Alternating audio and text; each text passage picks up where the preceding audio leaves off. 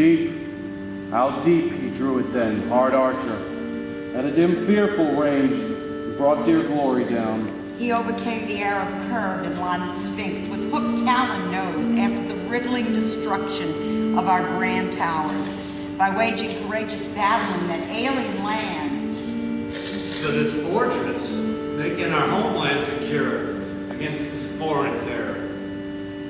Brought God's righteousness to our land. No prince in Thebes ever had such power. A power won for heroes. And now of all men ever known, most pitiful is this man's story. His fortunes had most changed.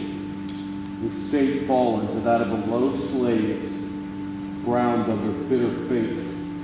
Oh, Oedipus, most royal one. To the fecund ground from which he was brought to life, he returned again to plow with his own polluted seed. The penetration of our Mother Earth spews forth the endless deadly bile, so we all suffer this crime against nature. Woe to the fruits of that loathsome mating. We may all wish to return to the source of our origins. This is forbidden to all but the unspeakable.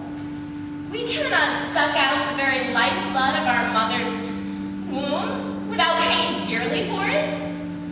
How could the queen, whom Laius won, the gardener he harrowed at his height, be silent when the act is done? How can we remain silent when our mother is violated? Against his will, unconscious, yet still accountable for the deeds of patricide and mother-mating.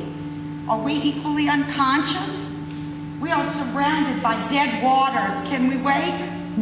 Deep down, can we distinguish fate from our most mysterious delights? Oedipus, though doomed by the gods, his character and choices have brought it all to pass. Though he ran, he could not escape himself. Can he now ever love that fate to which he has been destined?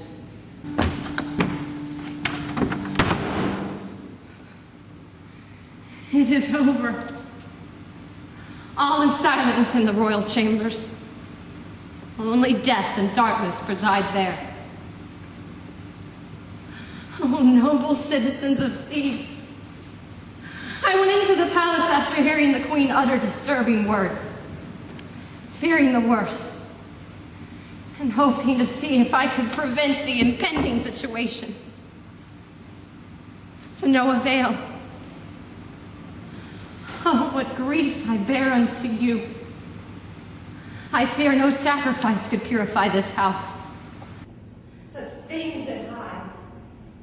Evil self-sought. Of all our sufferings, the ones that hurt the most are those we ourselves inflict. What? What? New sorrows? The Queen Jocasta is dead. How is this so? What was the cause? By her own hand. The worst of which you cannot know, for only I was to witness it. In her agony, she ran across the courtyard, snatching at her hair with both hands. She made her way into her chambers and went straight to the marriage bed, Tearing at her face, rending her garments, and calling out upon Laius long dead. Do you remember, Laius?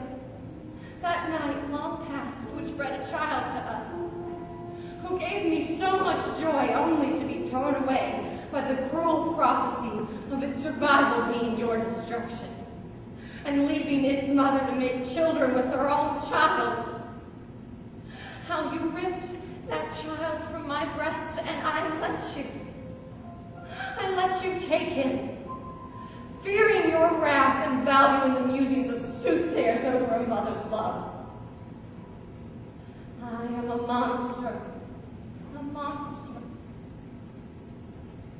All this I heard through closed doors, but could not enter. I was relieved to hear the king approaching, but he too was mad. He burst upon us raving for a sword. "Give me a sword," he shouted, "to find this wife no wife, this mother's womb, this field of double sowing from whence I sprang and where I sowed my children."